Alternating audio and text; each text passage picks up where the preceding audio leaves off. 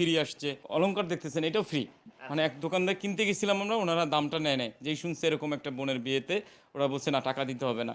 একই সাথে জুয়েল রানা ভাই আমার ফেসবুকে সোশ্যাল মিডিয়ায় পোস্ট দেখেই আমাকে নক করছে, ভাই আমি ফাতেমাকে সাজাই দিব এবং কোনো পারিশ্রমিক নেব না। এবং জুয়েল রানা ভাই আমি ফোন দেওয়ার আগে উনি সকাল 8:30টায় আমাকে ফোন দিছে আমি কীভাবে আসবে। উনি উত্তরা থেকে আসছে, এসে সেই সকাল থেকে ওকে রেডি করতেছে, বুঝতেই পারবেন কয়েক ঘন্টা ধরে রেডি করতেছে। তো সব মিলে হলো সকলের সহযোগিতায়।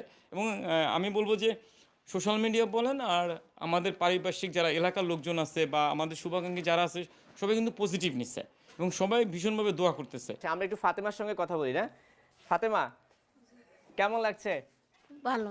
খুব ভালো লাগছে। জি। এই সব কিছু যে মিল্টন সামাদ আয়োজন করলো, এত মানুষ আপনার বিয়েতে আসছে, মানে নিজের অনুভূতিটা একটু জানতে চাই। আনন্দিত। আপনি আনন্দিত? আর কিছু বলবেন না? আর কিছু দাদা যেটা পছন্দ করতেছে ওটাই আমার জন্য ভালো। আচ্ছা ঠিক আছে। এর থেকে ভালো কিছু আর হইতে পারে না। আর যার সাথে বিয়ে হচ্ছে পছন্দ করতেন নাকি আগে হ্যাঁ, থেকে? সত্যি কথা পছন্দ বলেন। করতাম। আগে থেকেই পছন্দ করতেন না? জি। আচ্ছা ঠিক আছে, আপনার জন্য শুভকামনা। ঠিক আছে। আচ্ছা, এখন একটু জুয়েল রানার সঙ্গে কথা বলতে চাই। আপনি তো এই আয়োজনে যে শুনছিলাম যে আপনি উত্তরা থেকে চলে এসেছেন তাকে নিজের মতো করে সাজাতে, এবং আপনি মেকআপের সাথে সংশ্লিষ্ট। মানে আপনার কাছে এমন আয়োজনের সঙ্গে যুক্ত হয়ে কেমন লাগছে? এটা তো আসলে বলার কোনো ভাষা থাকে না। অবশ্যই ভালো না লাগলে আসতাম না, কারণ যে কোনো কাজ ভালো লাগা থেকেই করা উচিত। কাজ কারো উপরে চাপাই দিলে সেই কাজটা আসলে ভালো হয় না।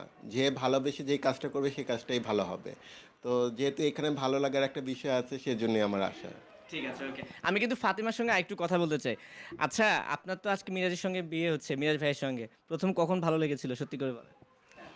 প্রথম বলতে আমি এখানে সবার সাথে ওঠা বসা কথাবার্তা বলি, সবার সাথে আর কি আনন্দ হুল্লোড় করি। অনেক সময় মানে সময় একলাও কাটাই, বা সময় তখন তো আমি ঘুমাইতে পারতাম না, রাত জায়গায় থাকতাম। ওই যার সাথে ভালো লাগতো গল্প গুজব করতাম আর কি, রাত জায়গায় থাকতাম।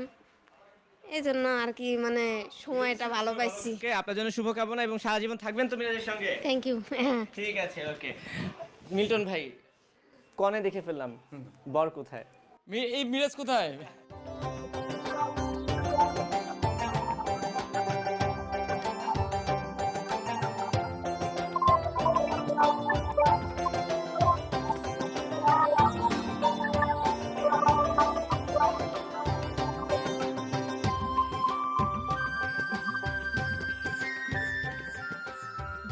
কি অবস্থা ভাই? ভালো আছেন? শুভকামনা। আচ্ছা ঠিক আছে, আপনার সঙ্গে কথা বলবো। আমার সহকর্মী দীর্ঘ 5 বছর ধরে আমার সাথে থেকে রাস্তায় পড়ে থাকা অজ্ঞাত